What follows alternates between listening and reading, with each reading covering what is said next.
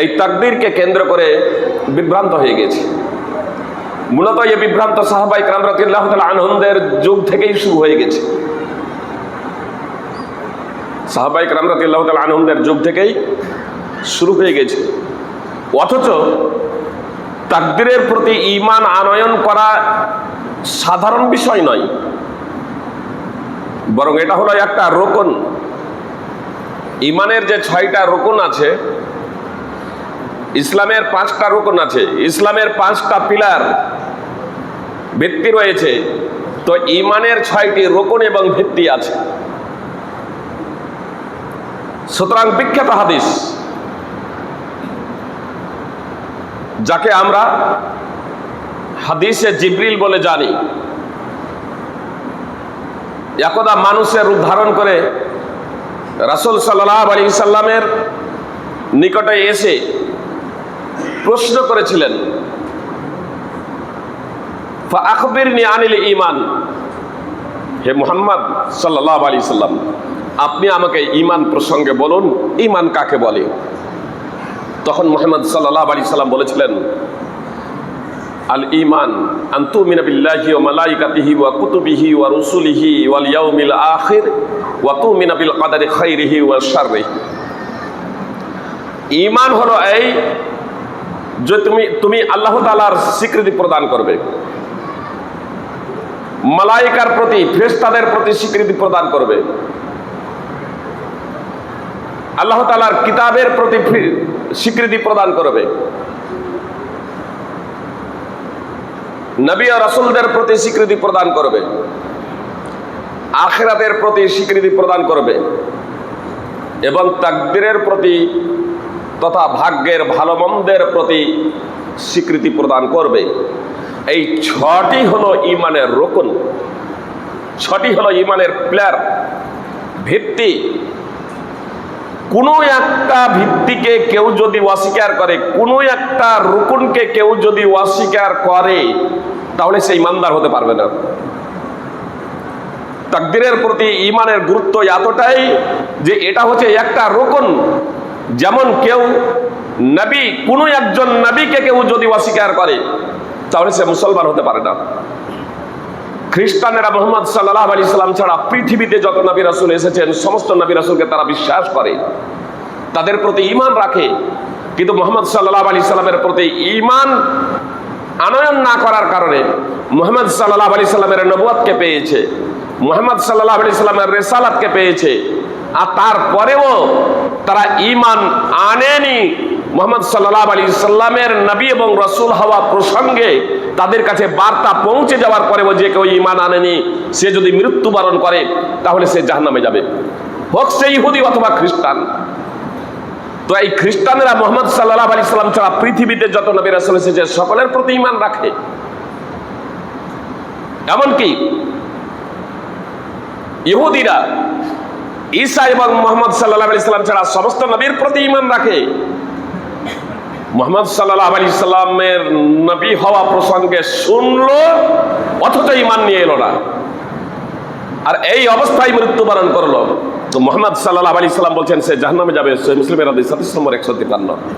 স্বয়ং আল্লাহ তাআলা পবিত্র কোরআনে স্পষ্টভাবে ঘোষণা করে দিয়েছেন যে কেউ যদি এ নবীদের মাঝে বিভাজন করে যে কাউকে মানবে আর কাউকে প্রত্যাখ্যান করবে, তাহলে সে হচ্ছে নির্ঘাত কাফের, আমি তার জন্য জাহান্নাম প্রস্তুত করে রেখেছি। সূরা নিসার 150 এবং 151 নম্বর আয়াত।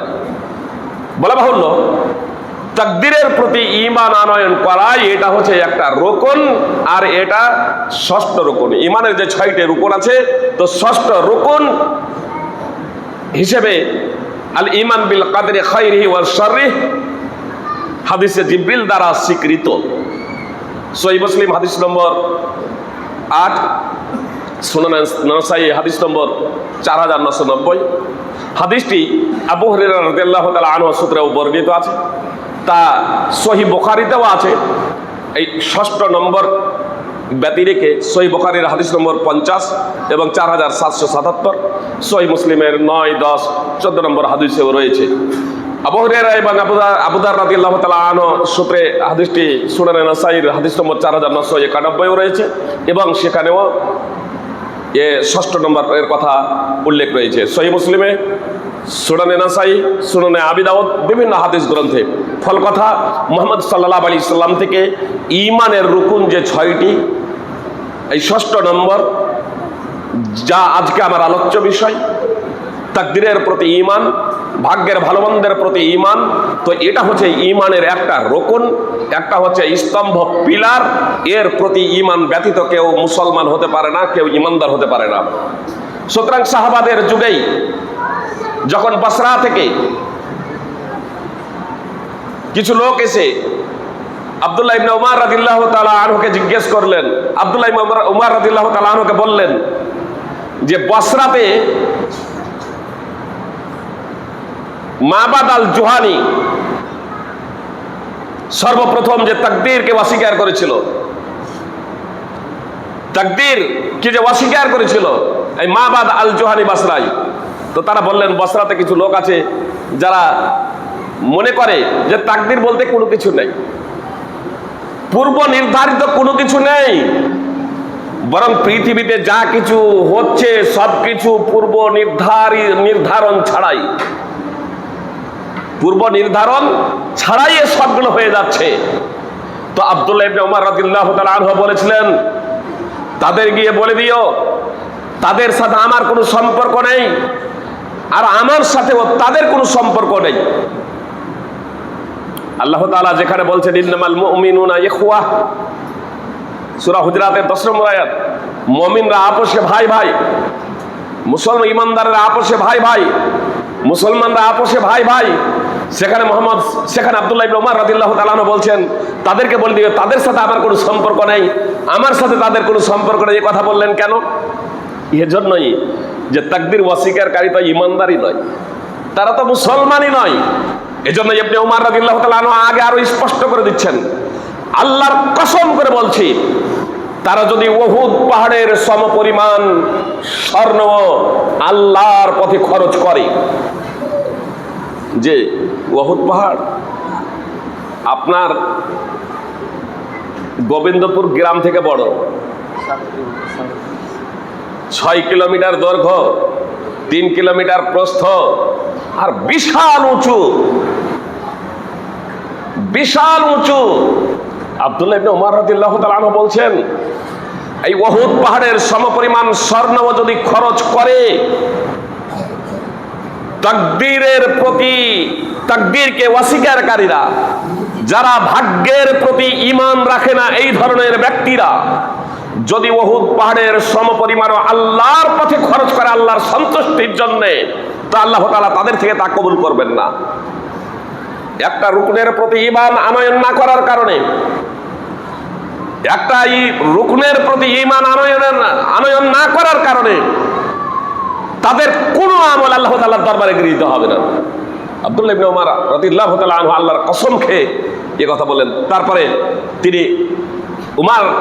উমর ইবনুল খাত্তাব রাদিয়াল্লাহু তাআলা আনহু সূত্রে বর্ণিত এই হাদিসে জিবরিল পেশ করলেন যে জিবরিল আলাইহিস সালাম একদা মুহাম্মদ সাল্লাল্লাহু আলাইহি সাল্লামকে জিজ্ঞেস করলেন, ফাআখবিরনি আনিল ঈমান, আপনি আমাকে ঈমান প্রসঙ্গে বলুন।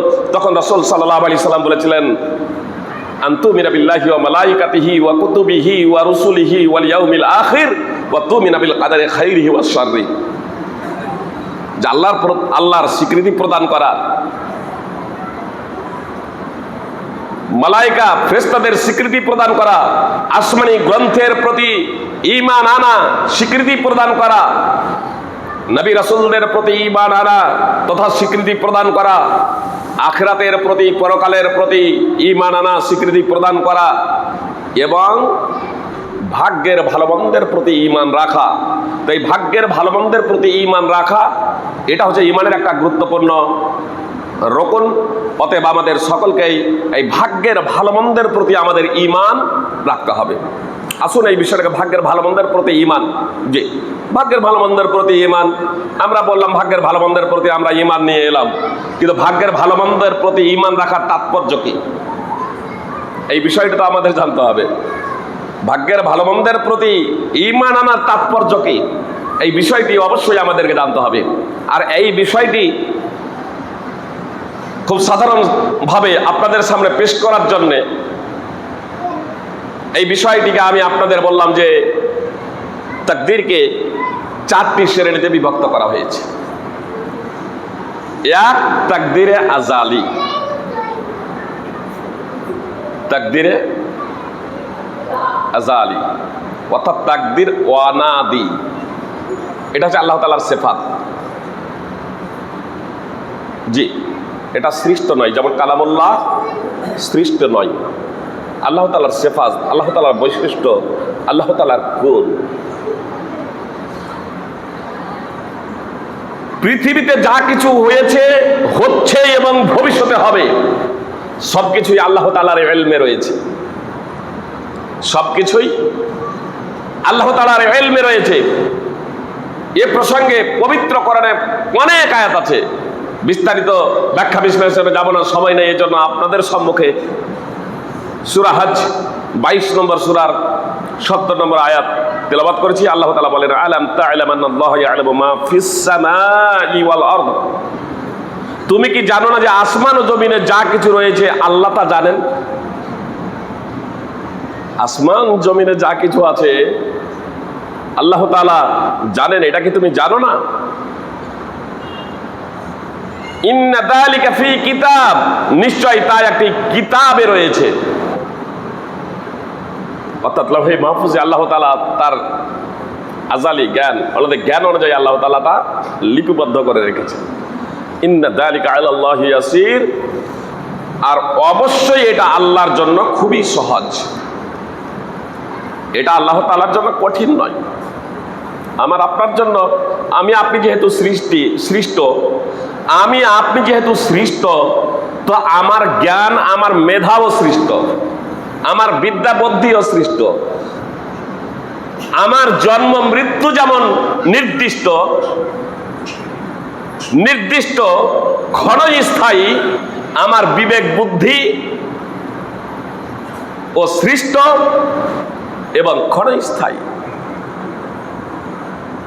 আল্লাহ তাআলা স্রষ্টা, তো তার জ্ঞানও অনাদি, তার দর্শন শক্তিও অনাদি। তিনি আগে থেকেই সবকিছু জানেন, তিনি আগে থেকেই সবকিছু জানেন, তার ইলমে রয়েছে, তার জ্ঞানে রয়েছে। আল্লাহ তাআলা বলেন, ইন্না কুল্লা শাইইন খলাকনাহু বিকদার। সূরা কামার 54 নম্বর সূরার 49 নম্বর আয়াত আল্লাহ বলছেন, নিশ্চয় আমি প্রত্যেক বিষয় নির্ধারণ করে রেখেছি, নির্দিষ্ট পরিমাণে সৃষ্টি করেছি। আল্লাহ তাআলা প্রত্যেক বিষয়কে তার নির্দিষ্ট পরিমাণে সৃষ্টি করেছেন। আল্লাহ তাআলার জ্ঞানে আগেই রয়েছে। আজকে এই মুহূর্তে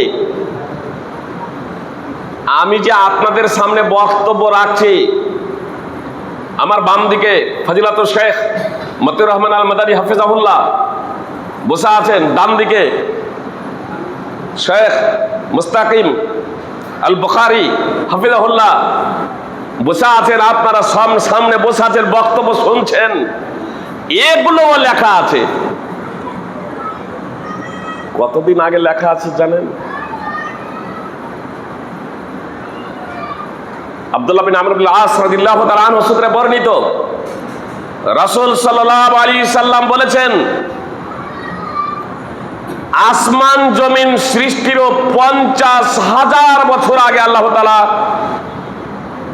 লিখে রেখেছেন। প্রত্যেক জিনিসের তাকদীর, আসমান এবং জমিন, আসমান সমূহ এবং জমিন সৃষ্টি করার 50,000 বছর আগে আল্লাহ তাআলা এই সব কিছু লিখে রেখেছেন। সহিহ মুসলিমের হাদিস 2653 নম্বর হাদিস। মুহাম্মদ সাল্লাল্লাহু আলাইহি সাল্লাম বলছেন, কুল্লু শাইইন বিকদার হাত্তাল আজজে ওয়াল কাইস আবিল কাইসে ওয়াল আজজ। প্রত্যেকটা বস্তু, প্রত্যেকটা বিষয় নির্ধারিত রয়েছে, প্রত্যেকটা বিষয় নির্ধারিত রয়েছে। অটোমেটিকলি আপনা আপনি সবকিছু হয়ে যাচ্ছে এমনটি না, প্রত্যেকটা বস্তু নির্ধারিত রয়েছে। এমনকি দুর্বল হওয়া ও বুদ্ধিমান হওয়াও, অথবা বুদ্ধিমান হওয়া এবং দুর্বল হওয়াও, যে অক্ষমতা এবং বুদ্ধিমত্তা এটাও লেখা আছে। অক্ষমতা এবং বুদ্ধিমত্তা এটাও লেখা আছে। কথা খুব মনোযোগ দিয়ে শুনবেন, তাহলে বলবেন যে সবই যখন লেখা, তাহলে আমরা তো পুতুল। যে কিছু মানুষ বিভ্রান্ত হয়ে গেছে এই অল্প বুদ্ধির কারণে, কোরআন এবং সুন্নাহ সম্পর্কে যথাযথভাবে জ্ঞান অর্জন না করার কারণে, গুরুর মাধ্যমে শিক্ষা অর্জন না করার কারণে তারা বিভ্রান্ত হয়ে গেছে। তাদেরকে জাবরিয়া বলা হয়। কাদরিয়াদের একেবারে বিপরীত। মানে এরা বলে যে আমাদের কোনো কিছু ক্ষমতা নেই, সবকিছু করতে বাধ্য। চোর যে চুরি করছে তো ও চুরি করতে বাধ্য। একজন ইমানদার যে ইমান নিয়ে এসেছে, একজন রোজাদার যে রোজা রাখছে, একজন নামাজি যে নামাজ পড়ছে, সে বাধ্য, তার কোনো কিছু করার ক্ষমতা নাই। এরা বিভ্রান্ত হয়ে গেছে। আহলে সুন্নাত ওয়াল জামাত, যাকে আমরা আহলে হাদিস বলে সাধারণত জানি, তথা মানহাজে সালাফ, সাহাবা, তাবেঈন, তাবা তাবেঈন, তাদের আকীদা এবং মানহাজ এবং কোরআন এবং সুন্নাহর আলোকে সঠিক মাসালা বা পদ্ধতি হলো উভয়ের মাঝে। কাদরিয়া, মুতাজিলা এবং জাবরিয়া এদের মাঝে। অর্থাৎ আমরা পুতুল নয় যে আল্লাহ তাআলার সবকিছু করেছেন, আমার বিন্দু মাত্র আমাদের কোনো ইখতিয়ার নেই, আমাদের কোনো ক্ষমতা নাই, আমাদের কোনো পাওয়ার নেই, আল্লাহ যা করেছেন আমরা তাই করছি, এমন না, এমনটি নয়। আল্লাহ তাআলা স্পষ্ট ভাবে বলছেন, ইন হুয়া ইল্লা যিকরুল লিল আলামিন লিমান শাআ মিনকুম আন ইস্তাকিম ওয়া মা তাশাউনা ইল্লা আন ইয়াশা আল্লাহু রাব্বুল আলামিন। আল্লাহ তাআলা স্পষ্ট ভাবে বললেন পবিত্র কোরআন প্রসঙ্গে যে এটা তো সৃষ্টিকুলের জন্য উপদেশ মাত্র। লিমান শাআ মিনকুম আন ইস্তাকিম, যে তোমাদের মধ্যে সরল পথে চলতে চাই তার জন্য। যদি মানুষের যদি ক্ষমতাই যদি না থাকে, মানুষের যদি ক্ষমতা যদি ছিনিয়ে নেওয়া হয়, মানুষ যদি পুতুলের মতো হয়, তাহলে আল্লাহ তাআলা কেন বলছেন এটা নিখিল বিশ্বের জন্য উপদেশ মাত্র? এটা নিখিল বিশ্বের জন্য উপদেশ মাত্র। লিমান শাআ মিনকুম আন ইস্তাকিম, তোমাদের মধ্যে যে কেউ সরল পথে চলতে চায় তার জন্য। এত দ্বারা বোঝা যাচ্ছে যে মানুষকে আল্লাহ তাআলা স্বাধীনতা দিয়েছেন, মানুষকে আল্লাহ তাআলা ইখতিয়ার দিয়েছেন, মানুষকে আল্লাহ তাআলা পাওয়ার দিয়েছেন ভালো এবং মন্দ বাস্তবায়ন করার, ভালো এবং মন্দ বাস্তবায়ন করার, শরীয়তকে বাস্তবায়ন করার। ইচ্ছা করলে আপনি নামাজ পড়তে পারেন, ইচ্ছা করলে আপনি নামাজ নাও পড়তে পারেন, ইচ্ছা করলে আপনি মিথ্যা কথা বলতে পারেন, ইচ্ছা করলে আপনি মিথ্যা কথা নাও বলতে পারেন। তাহলে এখানে আল্লাহ তাআলা ইখতিয়ার এবং স্বাধীনতা দিয়েছেন। কিন্তু বান্দার যে এই স্বাধীনতা, বান্দার যে এই স্বাধীনতা, এই স্বাধীনতা ওই জাবরিয়া, কাদরিয়া, মুতাজিলা যারা ছিল একবার অত্যন্ত শৈথিল্য পরায়ণ এবং বলা যেতে পারে তাকদীরকে অস্বীকারী, যে এখানে আল্লাহর কোনো ইচ্ছা নেই, বান্দা স্বয়ং নিজের ইচ্ছা খেয়াল খুশি মতো যা ইচ্ছা পূর্ণ তাই করতে পারে, আল্লাহর ইচ্ছার এখানে কোনো ব্যাপার নেই। এই আয়াত তাদেরও তীব্র প্রতিবাদ করছে, জাবরিয়া তাদেরও প্রতিবাদ করছে। লিমান শাআ মিনকুম আন ইস্তাকিম, যে তোমাদের মধ্যে যে কেউ সরল পথে চলতে যায় তার জন্য এটা হচ্ছে উপদেশ। আর জাবরিয়াদের, এটাতে জাবরিয়াদের প্রতিবাদ। আর আপনার কাদরিয়া কাদরিয়া মুতাজিলাদের প্রতিবাদ, ওয়া মা তাশাউনা ইল্লা আইয়াশা আল্লাহু রাব্বুল আলামিন। আর তোমরা ইচ্ছা করতে পারো না যদি না সৃষ্টিকুলের রব বা আল্লাহ ইচ্ছা করেন। অর্থাৎ আমাদের ইচ্ছাটা আল্লাহ তাআলার ইচ্ছার অধীন। আসলে আল্লাহ তাআলার ইচ্ছা হচ্ছে দুই প্রকারের।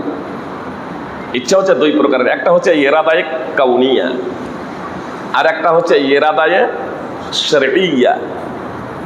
ইরাদায়ে কাউনিয়ার তাৎপর্য হলো সৃষ্টিগত ইচ্ছা, আর ইরাদায়ে শারঈয়ার তাৎপর্য হলো শরীয়তের আদেশগত ইচ্ছা। শরীয়তের আদেশগত ইচ্ছা, আল্লাহ তাআলার ইচ্ছা দুই প্রকারের, একটা হচ্ছে সৃষ্টিগত ইচ্ছা আর একটা হচ্ছে শরীয়তের আদেশগত ইচ্ছা। তো সৃষ্টিগত যে ইচ্ছা, এই সৃষ্টিগত ইচ্ছার ব্যাপারে আমাদের কারো কোনো সেখানে স্বাধীনতা নেই, সেখানে কারো কোনো এখতিয়ার নেই, সেখানে আমাদের কারো কোনো এখতিয়ার নেই। সৃষ্টিগত ইচ্ছার ব্যাপারে আমাদের কারো কোনো ক্ষমতা বা কারো কোনো ইচ্ছা নেই। এখানে আল্লাহ তাআলা পূর্ণ স্বাধীন, সর্বশক্তিমান, একক, সদা সর্বদাই আল্লাহ তাআলা সর্বশক্তিমান এবং একক। তিনি যা ইচ্ছা তাই তিনি করেন। আল্লাহ তাআলা ইন্নামা আমরুহু ইদা আরাদা শাইআন আন ইয়াকুলা লাহু কুন ফায়াকুন।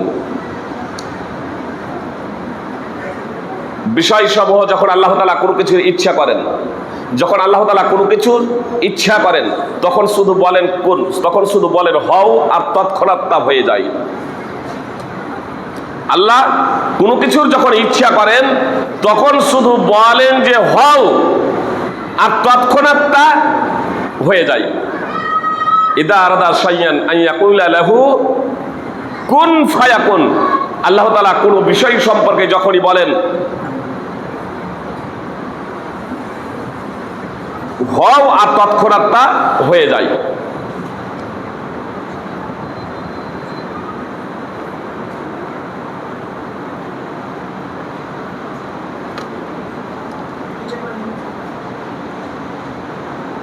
তো একটা হচ্ছে ইরাদায়ে কাউনিয়া, অর্থাৎ সৃষ্টিগত। সৃষ্টিগত এই বিষয়টাকে আপনাদের বোঝানোর জন্য একটা সাধারণ দৃষ্টান্ত দিই, তাহলে আপনাদের বুঝতে সুবিধা হবে। আল্লাহ তাআলা চোখকে সৃষ্টি করেছেন দেখার জন্য, আল্লাহ তাআলা কানকে সৃষ্টি করেছেন শ্রবণের জন্য, শোনার জন্য, নাককে সৃষ্টি করেছেন ঘ্রাণ নেওয়ার জন্য। আল্লাহ তাআলা কানকে সৃষ্টি করেছেন শ্রবণের জন্য, নাককে সৃষ্টি করেছেন ঘ্রাণ নেওয়ার জন্য। কেউ যদি মনে করে কান দিয়ে না শুনে নাক দিয়ে শুনবো, কান দিয়ে শ্রবণ না করে নাক দিয়ে শ্রবণ করব, এটা সম্ভব? কি বলছেন?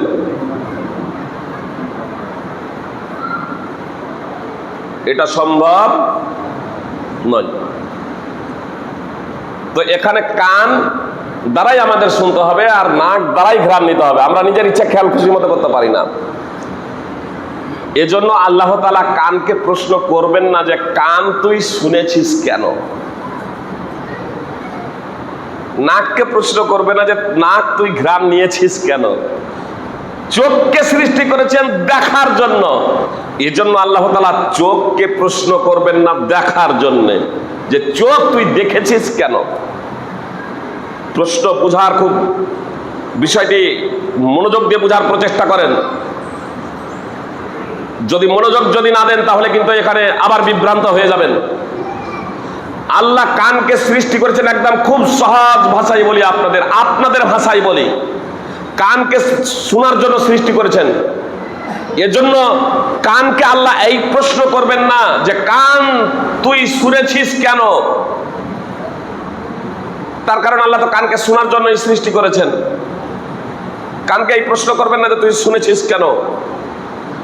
চোখকে দেখার জন্য সৃষ্টি করেছেন, এই জন্য চোখকে প্রশ্ন করবেন না যে চোখ দেখেছিস কেন।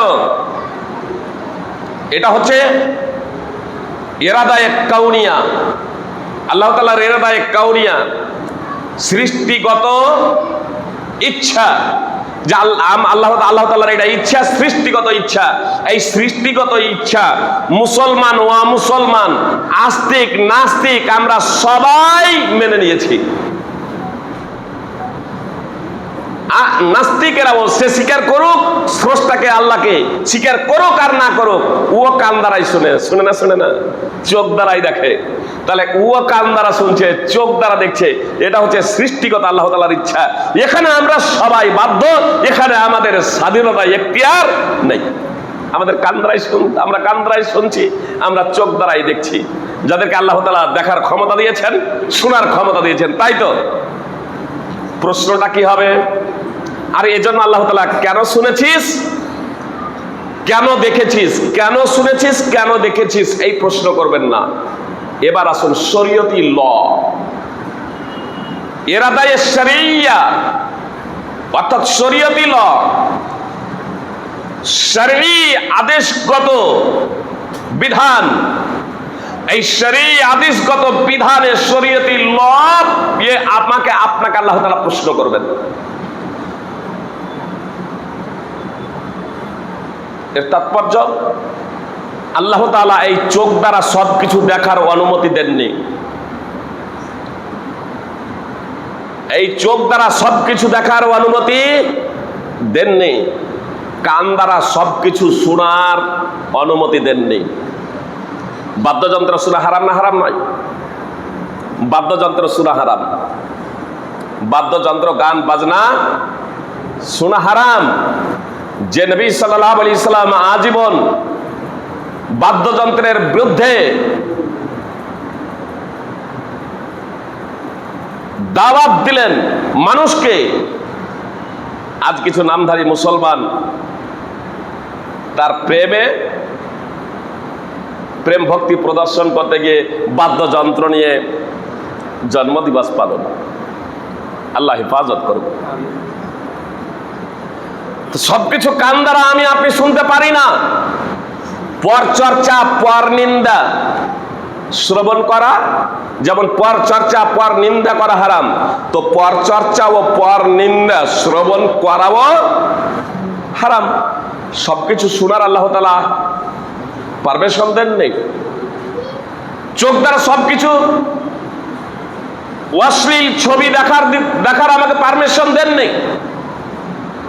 গায়ের মেহরামের দিকে যদি নজর পড়ে যায়, গায়ের মেহরামের দিকে যদি নজর পড়ে যায়, যার সাথে বিবাহ বৈধ এক কথায়, তার দিকে যদি নজর পড়ে যায়, তাহলে প্রথম পড়ে গেলে অনিচ্ছাকৃতভাবে প্রথম পড়ে গেলে মাপ, আর দ্বিতীয়বার তাকালে পাপ। তাহলে চোখ দ্বারা সবকিছু দেখার পারমিশন আল্লাহ দেননি, এটা শরীয়তি ল। তো প্রশ্নটা কি হবে? কানকে এবং চোখকেও আল্লাহ প্রশ্ন করবেন, কি কি দেখেছো, কি কি শুনেছো, কি কি দেখেছো। বুঝতে পারলেন? কি কি দেখেছো, কেন দেখেছো নয়, মানে দেখার জন্যই তো চোখ। এজন্য কি কি দেখেছো, যা দেখা বৈধ ছিল তা তুমি দেখেছো, না যা অবৈধ ছিল তাও দেখেছো? যা শোনা বৈধ ছিল তা শুনেছো, না যা শোনা অবৈধ ছিল তাও শুনেছো? বুঝতে পেরেছেন? এটা হচ্ছে তাকদীরে, এটা হচ্ছে ইরাদায়ে শরঈয়া, এটা হচ্ছে ইরাদায়ে শরঈয়া। তাহলে এই বিষয়টা আমরা বুঝতে পারলাম ইরাদায়ে কাউনিয়া এবং ইরাদায়ে শরঈয়ার মাধ্যমে, যেটা ইরাদায়ে কাউনিয়া সৃষ্টিগত যেটা ইচ্ছা, এই বিষয়ে আমাদের কোনো ইচ্ছা নেই। ইচ্ছা থাক আর না থাক, এই বিষয়ে আমরা সবাই আল্লাহ তাআলার কাছে আত্মসমর্পণ করতে বাধ্য। সবাই এ বিষয়ে আমরা আল্লাহ তাআলার কাছে আত্মসমর্পণ করতে বাধ্য। আর এই বিষয়টাকে অনেকেই না বুঝার কারণে অনেকেই বলে দিয়েছে যে আরে কেউ মূর্তির পূজা করুক আর আল্লাহর পূজা করুক, সে প্রকৃত অর্থে এক আল্লাহরই উপাসনা করে, নাউযুবিল্লাহি মিন যালিক। এবং তারা বলে যে তারা হো মুসলমান। আসলে আল্লাহ ছাড়া অন্যের কেউ উপাসনা করলে সে মুসলমান হতে পারে না, সে আল্লাহর উপাসক হতে পারে না। মুশরিকরাও এটা বুঝেছিল, কিন্তু বর্তমানের কেউ কেউ এটা বুঝতে গিয়ে বিভ্রান্ত হয়ে গিয়েছে। আল্লাহ তাআলা তাদের হেদায়েত দান করুক। আল্লাহ তাআলা বলছেন, আফাগায়রা দীনিল্লাহি ইয়াবগুন ওয়া লাহু আসলামা মান ফিস সামাওয়াতি ওয়াল আরদি তাওআন ওয়া কারহা। তারা কি আল্লাহর দ্বীনের পরিবর্তে অন্য কিছু তালাশ করছে? তারা কি আল্লাহ তাআলার বিধানের পরিবর্তে অন্য কিছু তালাশ করছে? অথচ আসমান সমূহ জমিনে যা আছে তা তারই আনুগত্য করে, ইচ্ছাই কিংবা অনিচ্ছাই। এখানেও ইসলামটা হলো আসলামার ব্যুৎপত্তি শব্দ। এই আসলামাটা হলো ইসলামের ব্যুৎপত্তি শব্দ। ফেল মাদির সমাপিকা ক্রিয়া যাকে বলা হয়, বুঝতেছেন? পাস্ট টেন্স সমাপিকা ক্রিয়া। ইসলামের ব্যুৎপত্তি শব্দ হলো আসলামা। আসলামা ইউসলেম ইসলামান, আত্মসমর্পণ করা আবেদানিক অর্থে, পারিভাষিক অর্থে বিশ্ববিধাতার নিকটে আত্মসমর্পণ করা নাম হলো ইসলাম।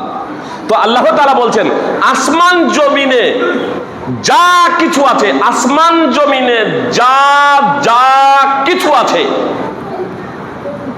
সবই মুসলমান হয়ে গিয়েছে, স্বেচ্ছাই বা অনিচ্ছাই।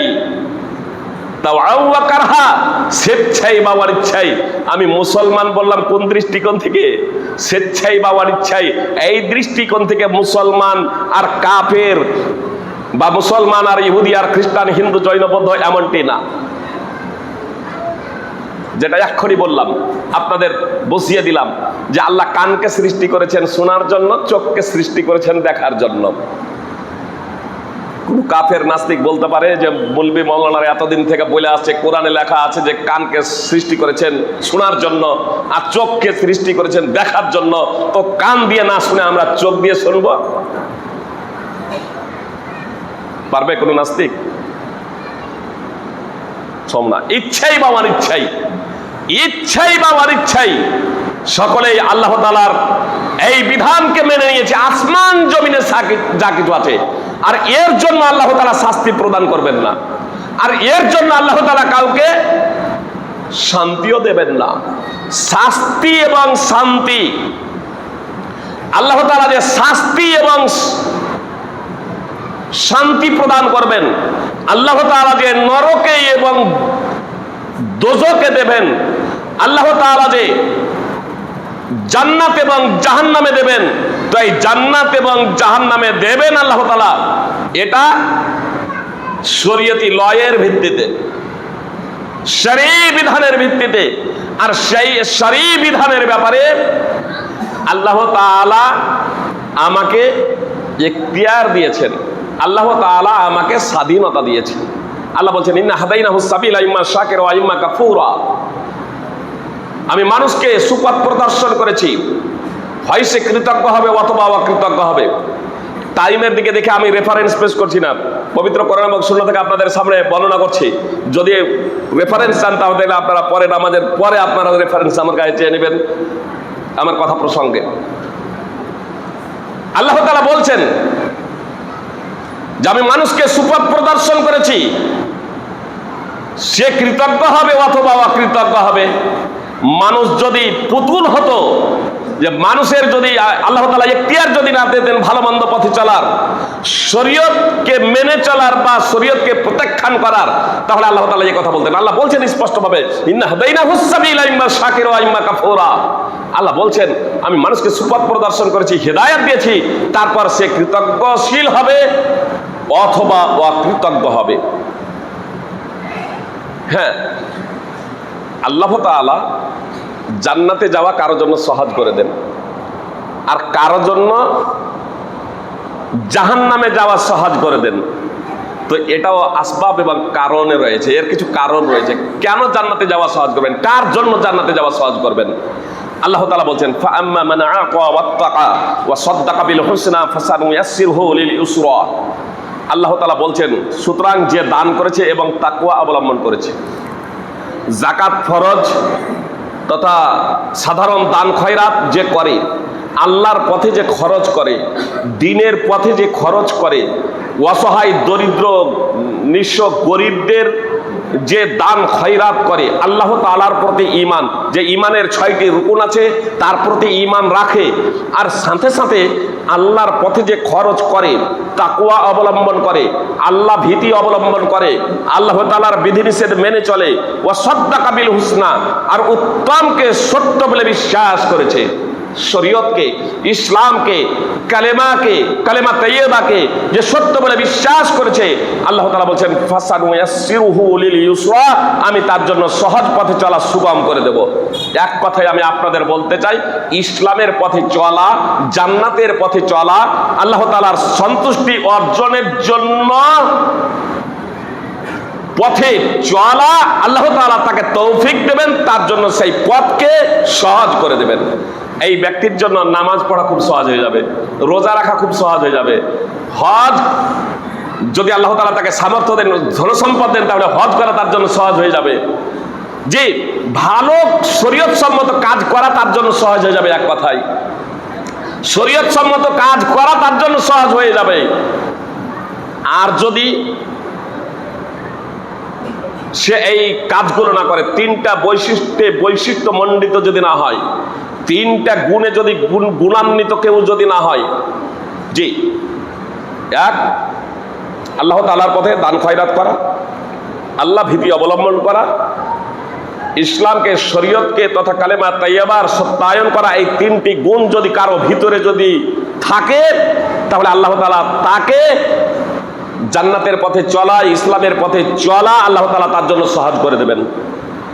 আর যদি এই 3টি গুণ না থাকে, বরং তার বিপরীত যদি গুণ থাকে, আল্লাহ তাআলা বলছেন ওয়া আম্মা মান বাখিলা ওয়াস্তাগনা ওয়া কাদ্দাবা বিল হুসনা ফাসানুয়াসসিরুহু লিল উসরা, আল্লাহ তাআলা বলছেন, আর যে কার্পণ্য করেছে এবং নিজেকে স্বয়ং সম্পূর্ণ মনে করেছে এবং উত্তমকে মিথ্যা বলে মনে করেছে, অর্থাৎ যে দান খয়রাত করে না, যে আল্লাহ তাআলার প্রতি ঈমান রেখে আল্লাহ তাআলার সন্তুষ্টির জন্য দান খয়রাত করে না, কার্পণ্য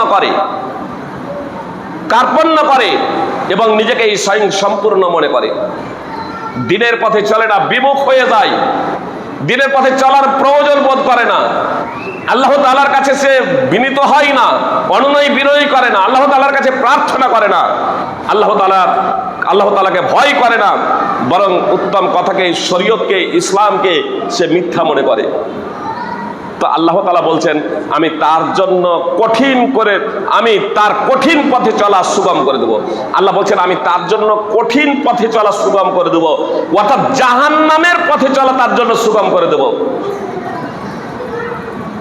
আচ্ছা বলুন তো, একটা মানুষকে হত্যা করা সহজ? একটা মানুষকে হত্যা করা সহজ? কি বলছেন? না একটা মানুষকে ক্ষমা করে দেওয়া সহজ?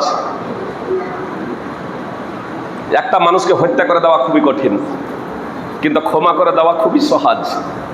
ক্ষমা করে দেওয়া খুবই সহজ।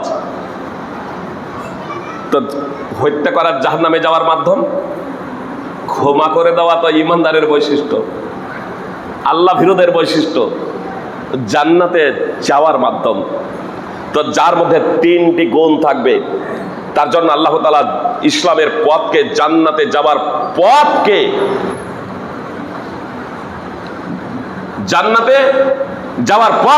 ইসলামের পথকে সহজ করে দেবেন। দান খয়রাত, এজন্য আমাদের বেশি বেশি ইসলামের পথে, আল্লাহ দ্বীনকে প্রতিষ্ঠা করার জন্য দান খয়রাত করা কর্তব্য, আল্লাহ তাআলার ভয় ভীতি আমাদের অন্তরে অর্জন করা কর্তব্য, তাহলে এবং ইসলামের সত্যায়ন করা আমাদের একান্ত কর্তব্য। তাহলে জান্নাতের পথে যাওয়ায়, ইসলামের পথে চলা আল্লাহ তাআলা আমাদের জন্য সহজ করে দেবেন। আজকে অনেকেই নামাজ পড়তে চায় কিন্তু পড়তে পারে না। কঠিন কেন?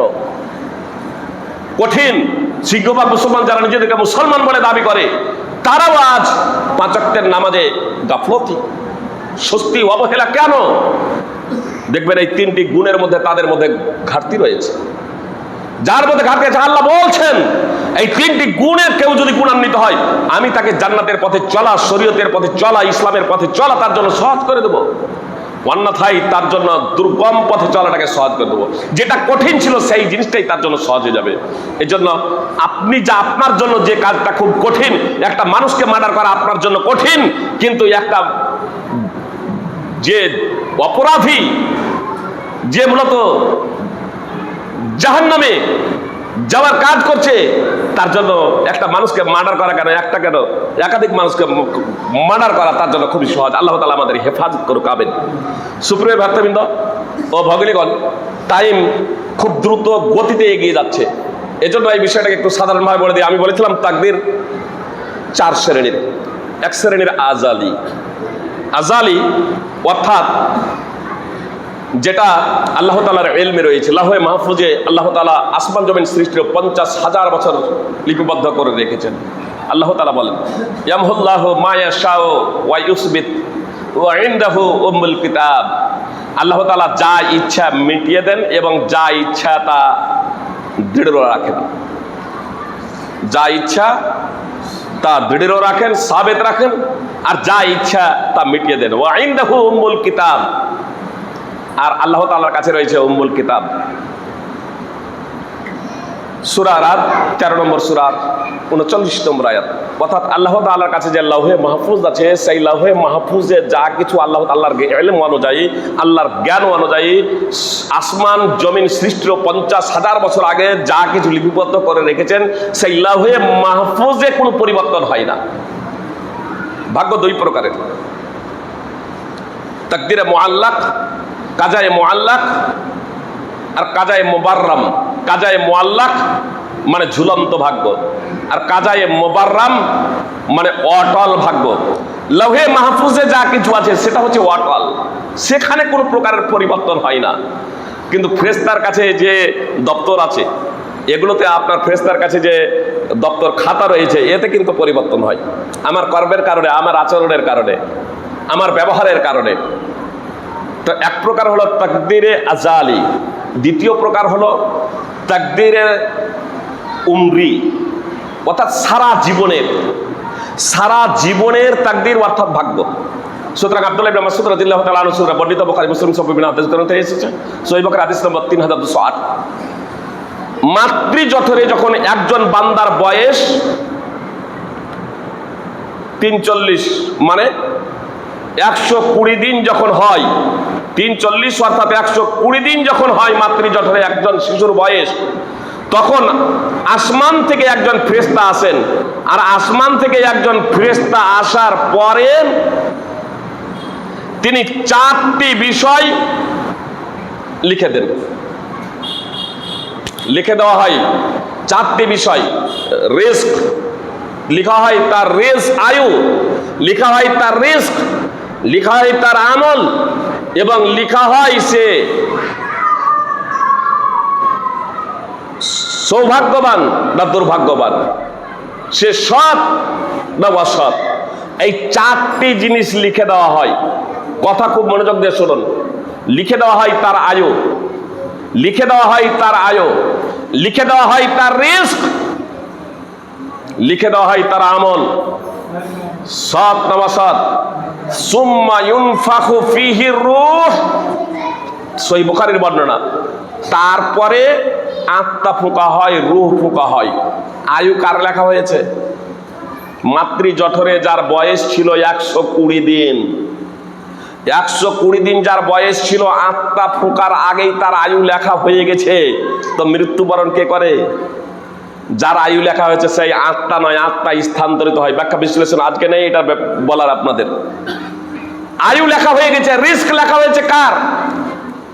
ওই যে শরীর ছিল মাতৃ জঠরে, জীবন যে ছিল, জীবনের আয়ু লেখা হয়েছে। মাতৃ জঠরে যে শিশুর বয়স 120 দিন হয়েছে, তার আপনার রিস্ক লেখা হয়েছে। ওই শরীরে খাবে, এই পার্থিব জগতে কি খাবে, কতটা দানা খাবে, এ সব কিছু আপনার লেখা হয়ে গেছে। সুপ্রিয় ভ্রাতৃবৃন্দ, আপনার এই মাতৃ জঠরে এই 4টি জিনিস লেখা হয়ে গেছে। তারপর আত্মা পোকা হচ্ছে। অতএব আমাদের রিস্কের ব্যাপারে এত টেনশন নেওয়ার কোনো কারণ নেই। কথা খুব মনোযোগ দিয়ে শুনুন। রিস্কের ব্যাপারে আর আয়ুর ব্যাপারে আমাদের টেনশন নেওয়ার কোনো কারণ নেই। কথা একটু বোঝার চেষ্টা করুন। আমরা অনেকেই বিভ্রান্ত হয়ে যাই, আমরা অনেকেই হারামের পিছনে ছুটি, হালাল হারাম কিছু বুঝি না, মনে মনে ভাবি যে না হলে আমরা বাঁচবো না, না হলে আমরা খাবো কি।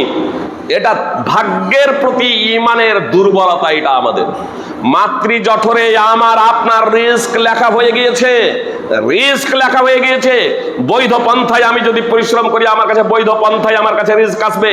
আর আমি যদি অধৈর্য হয়ে যদি অবৈধ পন্থায় যদি ঝাঁপিয়ে যাই, তাহলে এটা আমার জন্য আল্লাহ তাআলা আমাকে স্বাধীনতা দিয়েছেন, এখতিয়ার দিয়েছেন সেই পথে যাওয়ার, কিন্তু আল্লাহ তাআলা এর পরিণাম আমাদেরকে জাহান্নামে দেবেন, এর পরিণাম আমাদেরকে জাহান্নামে দেবেন। ইবনে আব্বাস রাদিয়াল্লাহু তাআলা আনহু সূত্রে বর্ণিত, তিনি বলছেন, একদা আমি রাসূল সাল্লাল্লাহু আলাইহি সাল্লামের পিছনে ছিলাম। রাসূল সাল্লাল্লাহু আলাইহি সাল্লাম বললেন, হে তরুণ, আমি তোমাকে কিছু কথা বলে দেব, কিছু কথা বলে দেব। ইফাদিল্লাহ ইয়াফাদকা, তুমি আল্লাহর বিধিবিধানের হেফাজত করো, তাহলে আল্লাহ তোমাকে রক্ষা করবে। ইফাদিল্লাহ তাজিদহু তুজাহাক, আর তুমি আল্লাহ তাআলার সন্তুষ্টির খেয়াল রেখো, তাহলে আল্লাহ তাআলাকে তুমি তোমার নিকটেই পাবে, তোমার সামনেই পাবে। ইদা সালতা ফাসালিল্লাহ, যখন তুমি চাইবে আল্লাহর কাছেই চাইবে। ওয়াইজাস্তাআনতা ফাস্তাইন বিল্লাহ, আর যখন সাহায্য চাইবে তখন আল্লাহর কাছেই সাহায্য চাইবে। ওয়ালাম আন্নাল উম্মাতা লাম ইজতামাআতা আলা আন ইয়ানফাউকা বিশাইইন লাম ইয়ানফাউকা ইল্লা বিশাইইন ক্বাদ কাতাবাহুল্লাহু লাক। রাসূল সাল্লাল্লাহু আলাইহি সাল্লাম বললেন, জেনে রেখো, উম্মতের সকলে সমবেত হয়ে, উম্মতের সকলে সমবেত হয়ে তোমার যদি এমন কোনো উপকার করব মনে করে, তোমার যদি এমন কোনো উপকার করব মনে করে যা তোমার ভাগ্যে লেখা নাই, যা তোমার কপালে লেখা নাই, তাহলে তা উপকার করতে পারবে না। ওয়ালা বিত্তামু আলা আন ইয়াদুররুকা বিশাইইন লাম ইয়াদুররুকা ইল্লা বিশাই কাদ কাতাবাহুল্লাহু আলাইক। আর তোমার যদি এমন কোনো ক্ষতি করব মনে করে যা তোমার কপালে লেখা নাই, ভাগ্যে লেখা নাই, তাহলে তারা সমবেত হয়েও তা তোমার কোনো ক্ষতি করতে পারবে না। রুফিয়াতিল আকলাম ওয়া জাফফাতিস সুহুফ, কলম উঠিয়ে নেওয়া হয়েছে, পাণ্ডুলিপি শুকিয়ে গিয়েছে।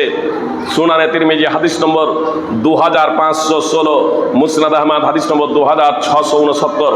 সুপ্রিয় ভ্রাতৃবৃন্দ ও ভগিনীগণ, তাকদীরের প্রতি আমাদের ঈমান আনয়ন করা একান্ত কর্তব্য। তাহলে আমরা বুঝতে পারলাম যে একটা হচ্ছে তাকদীরে আজালি, দ্বিতীয় হচ্ছে তাকদীরে উমরি অর্থাৎ সারা বছরের তাকদীর, আর তৃতীয়টা হচ্ছে তাকদীরে হাউলি, যাকে তাকদীরে সানাবিও বলা হয়, অর্থাৎ একটা বৎসরের তাকদীর। কথা একটু মনোযোগ দেবেন, আপনাদের ডানে বামে তাকানোর প্রয়োজন নেই, ফ্যানের দিকে তাকাবেন, কি বলছি ভুলে যাবেন। কি বললাম বলেন, কি বললাম? একটু অমনোযোগ যদি হন, তার কারণে এই বিষয়গুলো নিয়ে সাধারণত আলোচনা খুবই কম হয়। এর জন্য একটু অমনোযোগী হলে আপনাদের বক্তব্য বুঝতে অসুবিধা হবে। তাহলে দ্বিতীয় হয়ে গিয়েছে, তৃতীয় হচ্ছে বছরের, প্রত্যেক বছরে আপনার হয়, আর এটা আপনার লাইলাতুল কাদারে। ইন্না আনজালনাহু ফি লাইলাতিন মুবারাকাতিন ইন্না কুন্না মুনদিরিন ফিহা ইউফরাকু কুল্লু আমরিন হাকীমিন আমরাম মিন ইনদিনা ইন্না কুন্না মুরসিলিন। আল্লাহ তাআলা বলেন, নিশ্চয় আমি এটি নাজিল করেছি বরকতময় রাতে, নিশ্চয় আমি সতর্ককারী। সে রাতে প্রত্যেক প্রজ্ঞাপূর্ণ বিষয়ে সিদ্ধান্ত অনুমোদিত হয় আমার নির্দেশে, নিশ্চয় আমি রাসূল প্রেরণকারী। সূরা দুখানের 3 থেকে 5 নম্বর আয়াত। বরকতময় যেটা রজনী বলা হয়, বরকতময় রজনী আর লাইলাতুল কাদার মহত্বপূর্ণ রজনী একই। যা সূরা কাদরে আল্লাহ তাআলা বলছেন, ইন্না আনজালনাহু ফি লাইলাতুল কাদার। বরকতময় রজনী থেকে কেউ কেউ সাবানের অর্ধকে নিয়েছে, এটা সঠিক নয়, পবিত্র কোরআন এবং সুন্নাহর পরিপন্থী। তো এই বরকতময় রজনী বলতে লাইলাতুল কাদার, আপনার লাইলাতুল কাদারে একটি বৎসরের ভাগ্য যে লৌহে মাহফুজে যা সংরক্ষিত আছে, ফেরেশতাদেরকে স্থানান্তরিত করা হয়।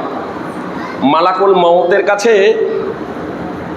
এক বছরে লাইলাতুল কাদার থেকে নিয়ে আগামী লাইলাতুল কাদারের আগে পর্যন্ত, আগামী লাইলাতুল কাদারের আগে পর্যন্ত, লাইলাতুল কাদারের রাত্রে লাইলাতুল কাদার শুরু হবে, লাইলাতুল কাদারের সন্ধ্যার আগে পর্যন্ত কে কতটা রিস্ক খাবে, কে কতটা রিস্ক পাবে, খাদ্য খাবে, বুঝতে পেরেছেন? কে অসুস্থ হবে, কে সুস্থ হবে, কখন কে জন্মগ্রহণ করবে, কে মৃত্যুবরণ করবে, সব কিছু ফেরেশতাকে দিয়ে দেওয়া হয়েছে। ফেরেশতার কাছে পাণ্ডুলিপি পৌঁছে গিয়েছে। মালাকুল মউত তার কাছে পৌঁছে গিয়েছে এই 1 বছরের মধ্যে লাইলাতুল কাদর আগে কার কার আমাকে জান কবজ করতে হবে। জি, আমরা জানি না যে আমাদের নামটা ওই মৃত্যুর লিস্টে আছে কিনা লাইলাতুল কাদর আগে, আমরা কেউ জানি? আমরা কেউ জানি না। আজকেও মৃত্যুবরণ করতে পারি, কালকেও মৃত্যুবরণ করতে পারি। অহরহ দেখছেন দিব্যি এরকম রাত্রে ঘুমাচ্ছেন, সকালে বিভিন্ন চিন্তা ভাবনা নিয়ে যে সকালে অমুক জায়গায় যাব, ভ্রমণে যাব, আমোদ বিনোদন করব, আর আপনার রাত্রেই আল্লাহ তাআলা ধসিয়ে দিচ্ছেন।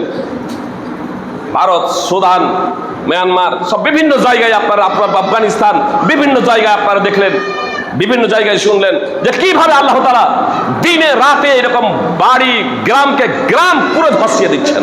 ইদানিং আবার এই সুদানে একটা পুরো গ্রাম যেখানে হাজারেরও বেশি জনগণের বসবাস, ওই গ্রামে মাত্র একটাই লোক বেঁচে আছে। ফেসবুকের কথা বলছি না, ফেসবুকে কখনো কখনো মিথ্যা থাকে, আপনার পত্রিকার এটা সংবাদ, বিভিন্ন পত্র পত্রিকায় দিয়েছি। 1000 লোকের বেশি বসবাস, পুরো গ্রাম একেবারে মাটির তলে চলে গিয়েছে। এই তো আফগানিস্তানে আপনার দেখলেন আপনার 1400 বেশি লোক আপনার চাপা পড়ে গিয়ে চলে গিয়েছে মাটির তলে ভূমিকম্পের মাধ্যমে। কোন জায়গায় বৃষ্টির তোড়ে। বলবেন আমরা ওই নদীর ধারে যে পাহাড়ের পাদদেশে যারা বসবাস করছে তারা যদি মাটির তলে চলে যেত, আমি আর আপনি কে? গুজরাটে দেখলেন ডিনার করছেন, ডিনার মেডিকেলের ডাক্তারি ছাত্ররা ডিনার করছেন, ডিনার সেই অবস্থাতে বিমান ভেঙে পড়ে গেল তার উপরে। বাংলাদেশে দেখলেন বিমান স্কুলের উপরে ভেঙে পড়ে গেল। আমরা মসজিদ আছি, আমাদের উপরে বিমান ভেঙে পড়তে পারে না? তাহলে আগামী কাল, পরশু, আগামী বছর, আগামী সপ্তাহ, আগামী বছর এই করতে করতে কত সময় আমরা পার করে দিচ্ছি। আসুন, লিপিবদ্ধ আছে ফেরেশতার কাছে, আমরা কেউ জানি না। প্রার্থনা করি আল্লাহ তাআলার কাছে। তো তাকদিরে সানাবি আর একটা হচ্ছে তাকদিরে উমরি, কথা শেষ করে দিই। একটা হচ্ছে তাকদিরে সানাবি, এটা হচ্ছে তৃতীয়, অর্থাৎ বাৎসরিক ভাগ্য, আর একটা হচ্ছে তাকদিরে ইয়াউমি, অর্থাৎ দৈনিক। সূরা রহমান 55 নম্বর সূরার 29 নম্বর আয়াত অধ্যয়ন করবেন। কুল্লা ইয়াউমিন হুয়া ফি শান। আল্লাহ তাআলা প্রত্যেক দিন গুরুত্বপূর্ণ কাজে নিযুক্ত রয়েছে। প্রত্যেক দিন আল্লাহ তাআলা, জি, প্রত্যেক দিন তিনি কিছু না কিছু করতেই আছেন, অনবরত তিনি করছেন। সুপ্রিয় ভাতৃবৃন্দ, কথা শেষ করে দিচ্ছি এ কথা বলে। তাকদীর আমরা 4টি জানতে পারলাম। তাকদীরে আজালি,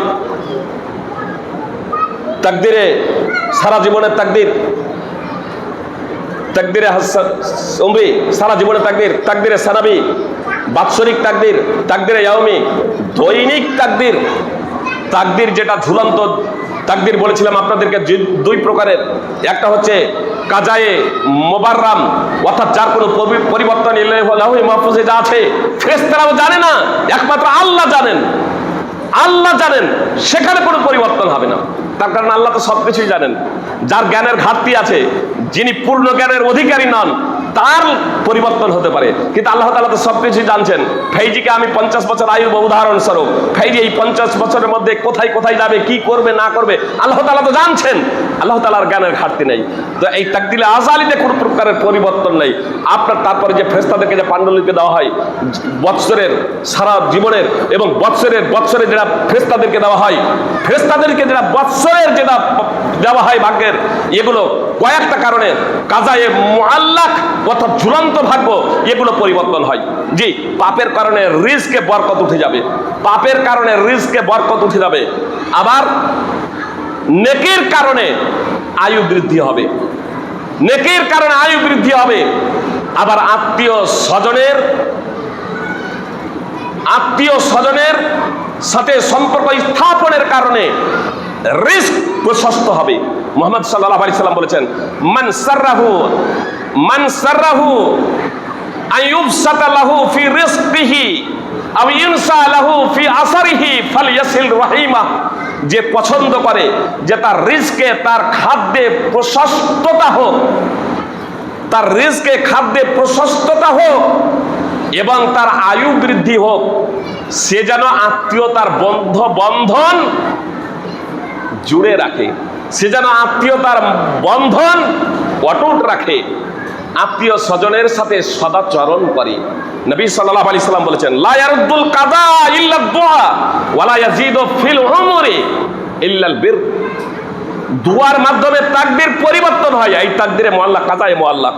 যে আপনি দোয়া করুন, আল্লাহর কাছে দোয়া করুন। দোয়ার অর্থ শুধু এই নয় যে আপনি হাত উঠিয়ে দোয়া করবেন।